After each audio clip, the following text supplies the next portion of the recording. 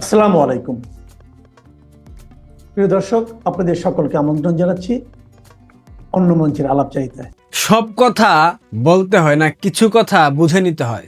সব কথা প্রকাশ করতে হয় না, কিছু কথা মানুষকে বুঝার জন্য সময় দিতে হয়, সুযোগ দিতে হয়। কিন্তু এনসিপি জাতীয় নাগরিক পার্টির এই তথাকথিত বদমাশগুলা এরা জানেই না কোন ধরনের স্বীকারোক্তি দিলে কিংবা কোন ধরনের কথা বললে সেই কথা একটা সময় নথি আকারে তাদের উপর ব্যাপক প্রভাব ফেলবে।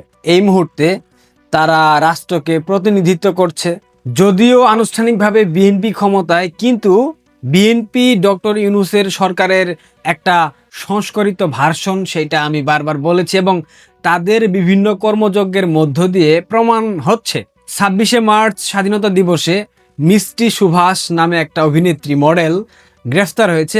আজ দেখলাম তাকে দুদিনের রিমান্ডে দেওয়া হয়েছে তার অন্যায়। সে জয় বাংলা জয় বঙ্গবন্ধু স্লোগান দিয়েছে। সে শেখ হাসিনার পক্ষে স্মৃতিসৌধে শ্রদ্ধা জানাতে গিয়েছিল। এই অন্যায়ের কারণে বর্তমান সরকার তাকে দুদিনের রিমান্ডে দিয়েছে। তার মানে আপনাদেরকে বুঝে নিতে হবে ইউনূস ঠিক যা যা করেছে, তারেক রহমানের নেতৃত্বাধীন বর্তমান সরকার ঠিক তাই করছে। তাদের মধ্যকার কোনো পার্থক্য আমি এখন পর্যন্ত খুঁজে পাইনি। অন্য প্রসঙ্গে চলে যাচ্ছে, যেটা নিয়ে কথা বলছিলাম। সব কিছু সব জায়গায় বলতে হয় না, কিন্তু এনসিপির এই শিশু বাচ্চারা, তারা যে রাজনৈতিকভাবে অজ্ঞ, তারা যে প্রজ্ঞাবান না, তাদের মধ্যে যে এখনো ভাবগম্ভীর্যতা আসে নাই, সেটা তাদের বক্তব্যের মধ্য দিয়ে বারবার প্রমাণিত হচ্ছে। গতকাল এনসিপির একটা আলোচনা সভায় আসিফ মাহমুদ সজীব ভুইয়া বলেছে ডিপ স্টেট তাদেরকে 2029 সাল পর্যন্ত ক্ষমতায় রাখতে চেয়েছিল। বিএনপিকে উৎখাত করার একটা রোডম্যাপ তারা সাজিয়েছিল, তাদেরকে বলা হয়েছিল, কিন্তু তারা গণতন্ত্র রক্ষার জন্য একটা গণতান্ত্রিক নির্বাচনের আয়োজন করেছে।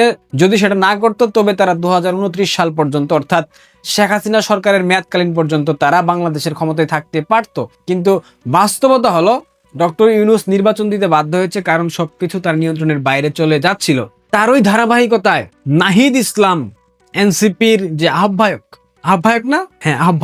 নাহিদ ইসলাম গতকাল বলতেছে শরীফ উসমান হাদি হত্যাকাণ্ডের সাথে সম্পৃক্ত ছিল ডিপ স্টেট। ভিডিওটা দেখা উচিত না?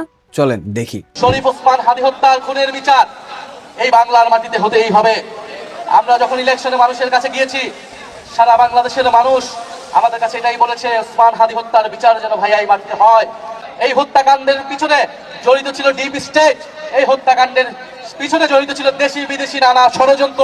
সেই ষড়যন্ত্রকে বাংলাদেশের মানুষের সামনে উন্মুক্ত করতে হবে এবং শুধু প্রত্যক্ষ নয়, পরোক্ষভাবে যারা এই হত্যাকাণ্ডের সাথে জড়িত তাদেরকেও বিচারের আওতায় আনতে হবে। সে বলেছে শরীফ উসমান হাদি হত্যাকাণ্ডের সাথে ডিপ স্টেট সম্পৃক্ত। ডিপ স্টেট জিনিসটা আসলে কি? ছায়া সরকার, তাই তো। ডিপ স্টেট কি করে, কিভাবে কাজ করে আপনারা কি জানেন? ডিপ স্টেট নিয়ে আমি, আমার মনে হয়, প্রায় 10টার উপরে ভিডিও বানিয়েছি। আপনারা আমার ইউটিউব চ্যানেলে প্রথম দিককার ভিডিওগুলো দেখলে বুঝতে পারবেন।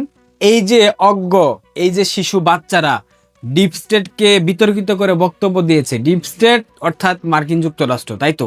সিআইএ এখানে সম্পৃক্ত, তাই তো। তার মানে ডিপ স্টেটকে বিতর্কিত করে যখন আপনি বক্তব্য দিবেন, তখন সেটা কিন্তু আলটিমেটলি মার্কিন যুক্তরাষ্ট্রের গায়ে গিয়ে লাগবে। এই ডিপ স্টেট কতটুকু সক্ষমতা সম্পন্ন, কতটা শক্তিশালী, সেটা কি এই শিশু বাচ্চারা জানে না? তারা জানে। তারা জেনে বুঝেই বক্তব্য দিয়েছে, কারণ ওই যে বললাম, কিছু কথা বুঝে নিতে হয়। তাদের মধ্যে তো রাজনৈতিক ওই প্রজ্ঞাটুকু নাই। তারা এত মাস বলল শরীফ উসমান হাদি হত্যাকাণ্ডের সাথে সম্পৃক্ত মির্জা আব্বাস। তারা বলল 2024 সালের সেই জুলাই আন্দোলন সেটা ছাত্র জনতার সম্মিলিত অভ্যুত্থান, কিন্তু আমরা জানি সেটা একটা জঙ্গি উত্থান, ডিপ স্টেটের কালার রেভলিউশন। এরপর তারা বলল শরীফ উসমান হাদি হত্যাকাণ্ডের সাথে জড়িত ছাত্রলীগের সাবেক নেতা দাউদ করিম ফয়সাল, যে ভারতে গ্রেফতার হয়েছে। এখন নাহিদ ইসলাম আবার বলতেছে শরীফ উসমান হাদি হত্যাকাণ্ডের সাথে সম্পৃক্ত ডিপ স্টেট। এরা কি জানে ডিপ স্টেট সম্পর্কে? এই ডিপ স্টেট যাদের বিরুদ্ধে আকারে ইঙ্গিতে ইশারায় কথা বলার কারণে, শ্বেতাঙ্গ কথা বলার কারণে, যে একটা সাদা চামড়ার দেশ আমাকে উৎখাত করতে চায়, সেন্ট মার্টিন দ্বীপ চায়, যদি আমি সেটা দেই তবে আমি দীর্ঘমেয়াদে ক্ষমতায় থাকতে পারবো, যদি আমি সেটা না দিই আমাকে ক্ষমতাচ্যুত করা হবে। বঙ্গবন্ধু কন্যা শেখ হাসিনা এ কথা বলেছিলেন। তার ঠিক কয়েক মাসের ব্যবধানে তাকে ক্ষমতাচ্যুত হতে হয়েছে, তাকে দেশ থেকে বাধ্য করা হয়েছে, তাকে হত্যা করার পরিকল্পনা করেছিল ডিপ স্টেট। কিন্তু সৃষ্টিকর্তার কৃপা এবং আমাদের প্রতিবেশী বন্ধু রাষ্ট্র ভারতের সরাসরি হস্তক্ষেপের কারণে বঙ্গবন্ধু কন্যাকে হত্যা করতে পারেনি। ভারতীয় গোয়েন্দা সংস্থা র এর প্রতি আমি অসম্ভব শ্রদ্ধা জানাই, কারণ র এখানে সরাসরি তাকে রক্ষা করেছে, হস্তক্ষেপ করেছে, অন্যথায় তাকে হত্যা করা হতো। তার লাশ, বিবস্ত্র লাশ পুরো পৃথিবীর সামনে প্রদর্শন করা হতো। জুলাই সন্ত্রাসীরা সেই বন্দোবস্ত করে ফেলেছিল, যার কারণে তারা গণভবনে হামলা করেছিল। আরেকটা আমাদের পাশের রাষ্ট্র, অর্থাৎ এই জুলাই সন্ত্রাসীদের পিতার রাষ্ট্র কিংবা দাদার রাষ্ট্র পাকিস্তান, ইমরান খান যথেষ্ট জনপ্রিয় নেতা, এই ডিপ স্টেটের বিরুদ্ধে কথা বলার কারণে তাকে ক্ষমতাচ্যুত করা হয়েছে, তার স্ত্রী সহ তাকে গ্রেফতার করা হয়েছে, তাকে নির্মম নির্যাতন করা হচ্ছে। তার দল, তার জনপ্রিয়তা থাকার পরেও পাকিস্তান আর্মি, পাপেট আর্মি, মার্কিনীদের পাপেট আর্মি তাকে ছেড়ে দিচ্ছে না। আর উদাহরণ আছে, ইরাকের সাদ্দাম হুসাইন, লিবিয়ার গাদ্দাফি, কত শুনবেন, ইরানের মোহাম্মদ মুসাদ্দেক, অসংখ্য শাসককে মার্কিন ডিপ স্টেট ক্ষমতাচ্যুত করেছে শুধুমাত্র তাদের বিরুদ্ধে কথা বলার জন্য, শুধুমাত্র তাদের বিরুদ্ধে মন্তব্য করবার জন্য। অনেককেই হত্যাও করা হয়েছে। এখানে সিআইএ তাদের যে কালার রেভুলেশন অর্থাৎ আরব বসন্ত যেটাকে বলা হয়, সেই পদ্ধতি অবলম্বন করে তাদেরকে ক্ষমতাচ্যুত করেছে। এখন এই এনসিপির তথাকথিত শিশুরা যেভাবে ডিপ স্টেট নিয়ে সরাসরি মন্তব্য করতেছে, যেভাবে মার্কিন যুক্তরাষ্ট্রকে বিতর্কিত করতেছে, এদের ভবিষ্যৎ কি হতে পারে আপনারা কি ভাবতে পারেন? আর এই শিশুরা তারা স্বপ্নেও ভাবতে পারছে না, তারা কল্পনাও করতে পারছে না তাদের ভবিষ্যৎ কতটা জঘন্য হবে। মার্কিন ডিপ স্টেট তাদেরকে ক্ষমতায় বসিয়েছিল। এই শিশু বাচ্চারা নাহিদ এবং আসিফ তারা ক্ষমতার শীর্ষস্থানে ছিল, ডক্টর ইউনূসের আশেপাশে ছিল। ইউনূসের সাথে সিআইএ ডিপ স্টেটের একটা গভীর গোপন প্রেম আছে, সেই প্রেমের সম্পর্কে তারা টুকিটাকি জেনেছে। জানার কারণে তারা এখন সেই সব বিষয় সামাজিক যোগাযোগ মাধ্যমে পাবলিকলি বলে দিচ্ছে, কারণ বিএনপি তাদেরকে 2 পয়সার মূল্যায়ন করতেছে না। বিএনপি জুলাই সনদকে ঝুলিয়ে দিয়েছে, এই কারণে তারা এখন ডিপ স্টেটকে তারা বিতর্কিত করতেছে। তারা ভাবতেছে ডিপ স্টেট হয়তোবা বিএনপি সরকারকে সমর্থন দিচ্ছে। আলটিমেটলি বিএনপি ও ডিপ স্টেটের একটা পার্ট। তারা এখন বিএনপিকে ডুবাতে গিয়ে আলটিমেটলি নিজেদের ভাগ্য রেখা, নিজেদের ভবিষ্যৎ, নিজেদের পরিবার, আত্মীয় স্বজনকে যে মৃত্যুর মুখে ঠেলে দিচ্ছে, তারা একবারের জন্যও ভাবতেও পারতেছে না এটাই হবে। শেখ হাসিনার মতো রাষ্ট্রপ্রধানকে ডিপ স্টেট ক্ষমতাচ্যুত করে বাংলাদেশ থেকে বাধ্য করেছে। আর এখানে শিশুরা মামুলি ব্যাপার, কোনো কিছুই না। তারেক রহমান তার মন্ত্রী পরিষদের কাউকে কখনো শুনেছেন ডিপ স্টেটের বিরুদ্ধে একটা কথা বলতে?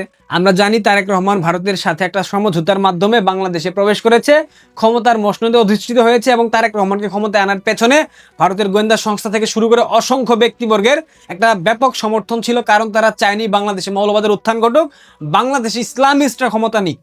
যার কারণে বিএনপি সমর্থন পেয়েছে, বিএনপি জয়ী হয়েছে, বিএনপি সরকার গঠন করেছে। কিন্তু বিএনপি পরবর্তীতে মার্কিন বলয়ে ঢুকে যেতে বাধ্য হয়েছে, কারণ তারা চায়নি ডিপ স্টেট তাদের প্রতি বিরূপ মনোভাব পোষণ করুক, তাদের প্রতি কুদৃষ্টির দিক। যেখানে তারেক রহমান নির্বাচিত প্রধানমন্ত্রী হয়ে ডিপ স্টেটের বিরুদ্ধে কথা বলতে সাহস পাচ্ছে না, যেখানে আওয়ামী লীগ এখনো ডিপ স্টেটের বিরুদ্ধে কথা বলার সাহস পাচ্ছে না, সেখানে এই তথাকথিত শিশু বাচ্চারা ডিপ স্টেটের বিরুদ্ধে কথা বলতেছে। তার মানে বুঝে নিতে হবে আপনাদেরকে, এদের সময় অতি সন্নিকটে, এরা বেশি দিন সারভাইভ করতে পারবে না, এটাই বাস্তবতা। ইতিহাস পর্যালোচনা করেন, ইতিহাস ঘাটেন, অতীত দেখেন। যারাই মার্কিন যুক্তরাষ্ট্রের বিরুদ্ধে প্রত্যক্ষ কিংবা পরোক্ষভাবে মন্তব্য করেছে এবং সরাসরি মন্তব্য করেছে, তারা ক্ষমতায় থাকতে পারেনি। ইভেন ভারতেও কালার রেভলিউশন ঘটানোর একটা ব্যাপক প্রচেষ্টা চালানো হয়েছিল, কিন্তু ভারতবর্ষের মানুষের দেশপ্রেম, সবার আগে ভারতবর্ষ, ইন্ডিয়া ফার্স্ট, তাদের যে নীতি, এই নীতিতে অবিচল থাকার কারণে ভারতবর্ষে ডিপ স্টেট চাইলেও সুবিধা করতে পারেনি। বিভিন্ন জায়গায়, মণিপুর উদাহরণ, মণিপুর জ্বলেছে না, থেমে গিয়েছে তো, থামিয়েছে তো নরেন্দ্র মোদীর সরকার, বিজেপি তো সফলভাবে থামিয়েছে না, এখনো বিচ্ছিন্ন ঘটনা ঘটতেছে, বাট অনেকটা নিয়ন্ত্রণে। কারণ ভারতের মানুষ আলটিমেটলি ইন্ডিয়ার বাইরে গিয়ে কোনো কিছু চিন্তা করে না। তাদের মধ্যে বিভিন্ন দল আছে, মত আছে, মতাদর্শ আছে, আদর্শ আছে, কিন্তু ভারতবর্ষের বিষয়ে তারা প্রত্যেকেই এক এবং অবিচল, ঐক্যবদ্ধ। যার কারণে ভারতের ডিপ স্টেট তাদের পরিকল্পনা বাস্তবায়ন করতে পারেনি, কিন্তু বাংলাদেশে পেরেছে। কারণ বাংলাদেশে তো আউলিয়ার অভাব নাই, বাংলাদেশে তো শুধুমাত্র 12 আউলিয়া না, বাংলাদেশে তো 18 আউলিয়ার বাংলাদেশ। দুঃখিত, ভুল বললাম, 18 আউলিয়া বললে ভুল হবে, 100 আউলিয়ার বাংলাদেশ। এখানে তো রাজনৈতিক দলের কোনো অভাব নাই, এবং এরা এক এক এজেন্সির দালাল, এক এক এজেন্সির হয়ে পারপাস সার্ভ করে। কেউ সিআইএ, কেউ এমএসএস, কেউ ডিপ স্টেট, কেউ আইএসআই, হোয়াট এভার। সুতরাং আসিফ মাহমুদ সজীব ভুইয়া এবং নাহিদ ইসলাম যে দুটো স্টেটমেন্ট দিয়েছে, এই দুটো স্টেটমেন্ট ভবিষ্যতে কোনো নির্বাচিত সরকার যখন ক্ষমতায় আসবে এদেরকে শুলে চড়ানোর জন্য পর্যাপ্ত আর কোনো কিছু লাগবে বলে মনে হয় না। এবং ইউনূস তাকে ফাঁসানোর জন্য তার উপদেষ্টা পরিষদের এই দুই উপদেষ্টা যে স্টেটমেন্ট দিয়েছে এবং হাদি হত্যাকাণ্ডের যে স্টেটমেন্ট দিয়েছে, তাতে করে আমার মনে হয় ভারতবর্ষের উচিত এখন দাউদ করিম ফয়সালকে ছেড়ে দেওয়া। কারণ নাহিদ ইসলাম স্টেটমেন্ট দিয়েছে হাদি হত্যার সাথে ডিপ স্টেট জড়িত ছিল। এখন বাংলাদেশের বর্তমান সরকারের উচিত হবে নাহিদ ইসলাম এবং আসিফ মাহমুদ সজীব ভুঁইয়াকে গ্রেফতার করে তাদেরকে রিমান্ডে নিলে বোঝা যাবে সত্যিটা আসলে কি, তারা অ্যাকচুয়ালি সম্পৃক্ত ছিল কিনা। ইনকিলাব মঞ্চ হাদি হত্যার এত বিচার চাইলো, এখন নাহিদ ইসলাম যেহেতু বলতেছে ডিপ স্টেট এই হত্যার সাথে সম্পৃক্ত, সুতরাং এখন ইনকিলাব মঞ্চের জুমা বৌদি, জাবের, এবি জব্বার যারা আছে, হোয়াটএভার, মুসাদ্দেক, এই এদের উচিত এখন মার্কিন এম্বাসি অভিমুখে লং মার্চ ঘোষণা করা, কারণ ডিপ স্টেট তো মার্কিন এম্বাসির একটা পার্ট। সুতরাং তোমাদের উচিত এখন ডিপ স্টেটের এই অন্যায়ের বিরুদ্ধে কথা বলা, ডিপ স্টেট কেন হাদি হত্যার সাথে সম্পৃক্ত এই ব্যাখ্যা নাহিদ ইসলামকে দিতে হবে। এবং এখন মার্কিন যুক্তরাষ্ট্র অথবা মার্কিন এম্বাসি অভিমুখে তোমাদের একটা লং মার্চ কর্মসূচি আমরা দেখতে চাই। প্রিয় দর্শক, ভালো থাকবেন। এভাবেই গোপন কথা আরো বের হয়ে আসবে। ফেসবুকে একটা ভাইরাল গান আছে, গোপনে আর প্রেম হবে না, প্রেম হইবে ওপেনে। এখন প্রেম হবে ওপেনে, সুতরাং আপনারা ওপেনে সব দেখতে থাকবেন। তাহলে জুলাই সনদ বাস্তবায়ন না হলে এই যে জামায়াতে ইসলামীর আইনজীবীরা, শিশির মনিরেরা, সৈয়দ মোহাম্মদ তাহেরের মতো নেতারা দিনের পর দিন বসে ফ্যাসিস্ট যাতে কোনো প্রধানমন্ত্রী না হতে পারেন, কাজেই রাষ্ট্রপতি আর প্রধানমন্ত্রীর মধ্যে ভারসাম্য আনার যেসব যুক্তি তর্ক করে যেসব ক্ষমতা রাষ্ট্রপতির হাতে তুলে দিয়েছিলেন, বিএনপি যখন শাহাবুদ্দিন চুপ্পুকে অপসারণ করে নতুন রাষ্ট্রপতি বসাবে তখনও তো সেই ভারসাম্য আসে নাই সংবিধানে। তার মানে তখনও এমন একজনই এসে রাষ্ট্রপতি পদে বসবেন যিনি শুধুমাত্র বিএনপির লোক এবং শুধুমাত্র বিএনপি এবং বিএনপির প্রধানমন্ত্রী মানে বাংলাদেশের প্রধানমন্ত্রী তারেক রহমানেরই অনুগত লোক। তারেক রহমানের হাতে রাষ্ট্রপতির অপসারণের বিষয়টা একটা তুরুপের তাস বা ট্রাম্প কার্ডের মতো রয়ে গেছে। এটাকে ট্রাম্প কার্ড হিসেবে ব্যবহার করবেন বলেই কিন্তু রাষ্ট্রপতি তফসিল ঘোষণার পরের দিনই মনে থাকবে রয়টার্সে হঠাৎ করে তার বঙ্গভবনের বন্দি দশা থেকে এক সাক্ষাৎকার দিয়ে তিনি জানান দিয়ে বসলেন যে তিনি প্রস্তুত আছেন পদত্যাগের জন্য নির্বাচন হয়ে যাওয়া মাত্র যখন নতুন সরকার ক্ষমতা গ্রহণ করবেন। সম্প্রতি তিনি কালের কণ্ঠকে যে সাক্ষাৎকার দিয়েছেন তাতে পরিষ্কার হয়েছে যে তারেক রহমানও ভীষণভাবে তার সঙ্গে যোগাযোগে ছিলেন। 2024-এর আগস্টের পর থেকেই তাকে সমর্থন সুরক্ষা দেওয়ায় তারেক রহমানের অবদান এবং ভূমিকাও কম ছিল না। কাজেই তিনি যে সাক্ষাৎকারটা দিয়েছিলেন রয়টার্সকে পদত্যাগের প্রতিশ্রুতি দিয়ে, সেটা যে তারেক রহমানের ইঙ্গিতে এবং তারেক রহমানের সমর্থন নিয়েই তাতে কোনো সন্দেহ থাকে না। আর সম্প্রতি তিনি যে আবার সংবাদ মাধ্যমকে বলেছেন, ওই কালের কণ্ঠকেই বলেছেন যে যদি বিএনপি সরকার চায় তাহলে তিনি তার মেয়াদ পূর্ণ করতে প্রস্তুত আছেন, সেটাও যে তারেক রহমানের ইঙ্গিতে বলেছেন তাতে কোনো সন্দেহ নাই। একদিকে প্রধানমন্ত্রী তারেক রহমান প্রস্তুত রেখেছেন রাষ্ট্রপতি শাহাবুদ্দিন চুপ্পুকে যাতে প্রয়োজন হলেই তিনি পদত্যাগপত্র দেন এবং বিনা ঝামেলায় সরে যান। বিনিময়ে নিশ্চয়ই প্রধানমন্ত্রী অন্তত নাহিদ ইসলামরা যেমনটা চান তাকে গ্রেফতার করা, তার বিচারের মুখোমুখি করা, সেটা থেকে হয়তো তাকে রক্ষা করবেন তারেক রহমান। আর অন্যদিকে আরেকটি বিষয় যেটা তারেক রহমানকে এই রাষ্ট্রপতি পদে শাহাবুদ্দিন চুপ্পুকে রেখে দেওয়ার ফলে তিনি অর্জন করছেন, সেটা হচ্ছে জামায়াতে ইসলামী জাতীয় নাগরিক পার্টি এই নিয়ে হই হট্টগোল করতে থাকুক, এই হই হট্টগোল চলতে থাকুক, আর প্রধানমন্ত্রী তারেক রহমান তাতে কিছুমাত্র কর্ণপাত না করে সময় ক্ষেপণ করে আরো কিছুটা সময় পার করে দিতে প্রস্তুত হয়ে আছেন। দুদিক থেকেই রাষ্ট্রপতি পদে ওই শাহাবুদ্দিন চুপ্পুকে রেখে দেওয়াটা তারেক রহমানের জন্য ভালো কাজ করছে। সংসদ গরম করুক, চাইলে জামায়াতে ইসলামী রাজপথ এই মুহূর্তে গরম করার কোনো সক্ষমতা যে জামায়াতে ইসলামীর কিংবা জাতীয় নাগরিক পার্টির নাই, সেটা বিএনপি মানে দশকের পর দশক ধরে বাংলাদেশের রাজপথে আন্দোলন আর সংসদ উত্তপ্ত রেখে নিশ্চিতভাবে জানে। কাজেই সংসদে তারা যা দেখিয়েছে সংসদ অধিবেশনের প্রথম দিনে, সেটা করে যেতে দেওয়াই তারেক রহমানের এক রকমের একটা অনুগ্রহ, এক রকমের একটা পরিকল্পনা আপাতত। এবং সে কারণেই তারেক রহমান কিন্তু বিএনপির সংসদ সদস্যদের সাথে অধিবেশনের আগের দিন যে প্রস্তুতি সভা করেছেন সেখানেও তিনি বিএনপির সংসদ সদস্যদেরকে এক রকমের নির্দেশনাই দিয়ে রেখেছেন যে তারা মার্জিত থাকবেন, তারা সংসদকে শুধু শুধু উত্তপ্ত করবেন না, একটা বাক বিতণ্ডার জায়গায় নিয়ে যাবেন না, এবং যে কারণে সংসদে জামায়াতে ইসলামীর এহেন ব্যবহারের কোনো পাল্টা ব্যবহার দেখা যায়নি প্রথম দিনে। আর জামায়াতে ইসলামীকে ওষুধ দিয়ে গেছে আমেরিকা। তারেক রহমানের কাছে সে খবর সবচেয়ে পাকাপাকি ভাবে আছে, যেহেতু খবরটা আপনার আমার কাছেও আছে, সংবাদ মাধ্যমেই প্রকাশ হয়েছে। সৈয়দ মোহাম্মদ তাহের সহ জামায়াতে ইসলামীর প্রতিনিধি দল আমেরিকার দক্ষিণ ও মধ্য এশিয়া বিষয়ক সহকারী পররাষ্ট্রমন্ত্রী, অত্যন্ত উচ্চপদস্থ কর্মকর্তা পররাষ্ট্র মন্ত্রণালয়ের, এই অঞ্চলের জন্য ভীষণভাবে গুরুত্বপূর্ণ সেই নেতা যখন ঢাকা এলেন, তার সঙ্গে সাক্ষাৎ শেষে বেরিয়ে সংবাদ মাধ্যমকে বলেছেন যে পল কাপুর সরাসরি তাদেরকে বলেছেন সংসদকে কার্যকর করতে একটি কার্যকর এবং সক্রিয় বিরোধী দলের ভূমিকা পালন করতে, এবং পল কাপুর তাদেরকে বলেছেন যে ডেপুটি স্পিকার পদ নেওয়ার ব্যাপারে তারা কি ভাবছেন। মানে ভাবেন, আমেরিকার দক্ষিণ ও মধ্য এশিয়া বিষয়ক সহকারী পররাষ্ট্রমন্ত্রী তিনি একদিকে যেমন সিদ্ধান্ত নিয়ে শেষ মুহূর্তে জাতীয় নাগরিক পার্টির সঙ্গে সাক্ষাৎ বাতিল করেছেন, ঠিক তেমনি জামায়াতে ইসলামীকে দেখা দিয়েছেন বটে, কিন্তু জামায়াতে ইসলামীকে পরিষ্কার করে বলেছেন যে মার্কিন যুক্তরাষ্ট্র ততক্ষণই জামায়াতে ইসলামীর এই যে রাজনৈতিক দল হিসেবে একটা নেতৃত্বের পর্যায়ে চলে আসা, সেই বিষয়টি এক রকমের বরদাস্ত করবে, সমর্থন করবে, কারণ তারাই যেহেতু সাজিয়ে গুছিয়ে দিয়েছে আওয়ামী লীগবিহীন নির্বাচনের পরে এই সংসদটা, সেটা করবে ততক্ষণ পর্যন্ত যতক্ষণ পর্যন্ত জামায়াতে ইসলামী এই সংসদকে কার্যকর রাখতে ভূমিকা রাখবে। আর এখনই সংসদে ঢুকে জুলাই সনদ আর সংবিধান সংস্কার করে সংসদটাকে ব্যতিব্যস্ত করে তুলবে না, সবচেয়ে বড় কথা ব্যতিব্যস্ত করলেও অকার্যকর করে ফেলবে না।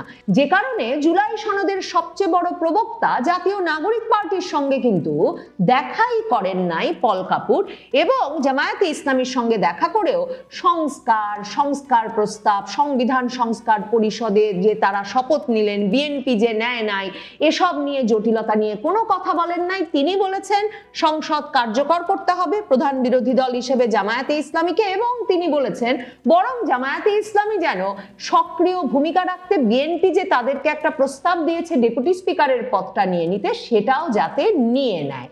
এ অবস্থায় তারেক রহমান জানেন ওষুধ এসেছে এমন জায়গা থেকে যে এই মুহূর্তে জামায়াতে ইসলামী রাজপথ গরম করার কথা কোনোভাবেই ভাববে না।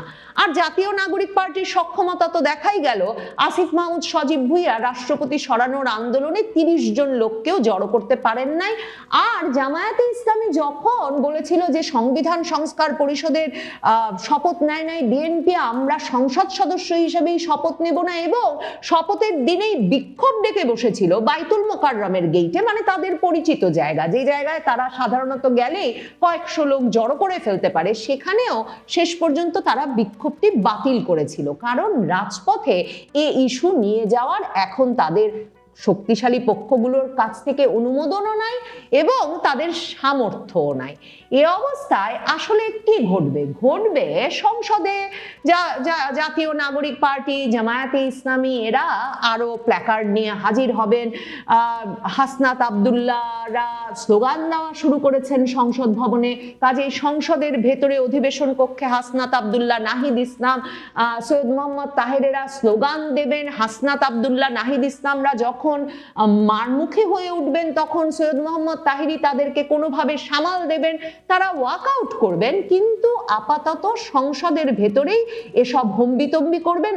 আর তারেক রহমান একেবারে শেষ পর্যন্ত রাষ্ট্রপতি পদে শাহাবুদ্দিন চুপ্পুকে ধরে রেখে ট্রাম্প কার্ডটা তার হাতে রাখবেন।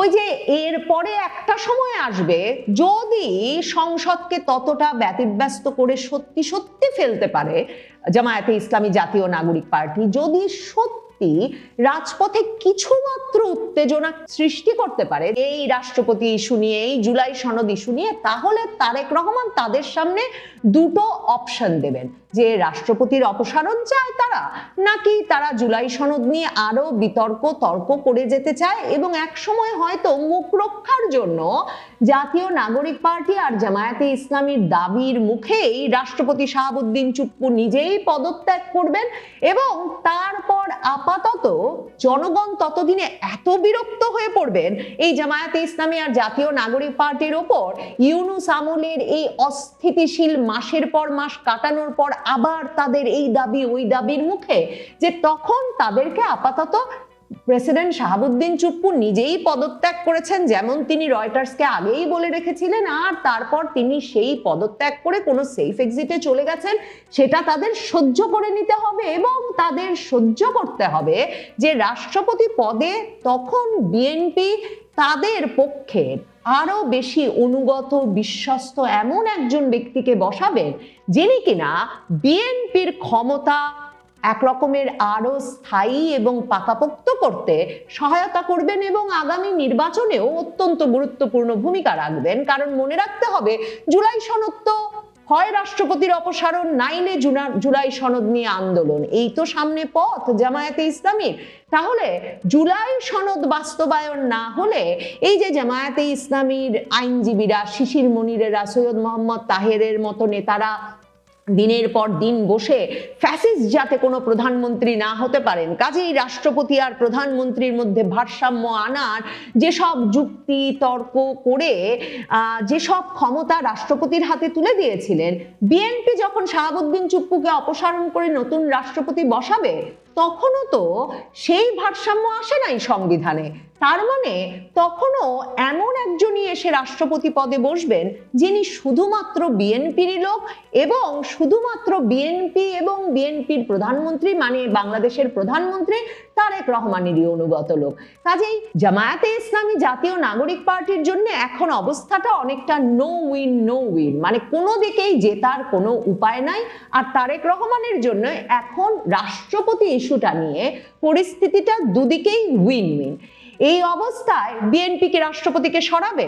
আপাতত না। বিএনপি জামায়াতে ইসলামী জাতীয় নাগরিক পার্টিকে নিয়মিত সংসদে নাটক করতে করতে করতে করতে হয়রান হয়ে যেতে দেবে।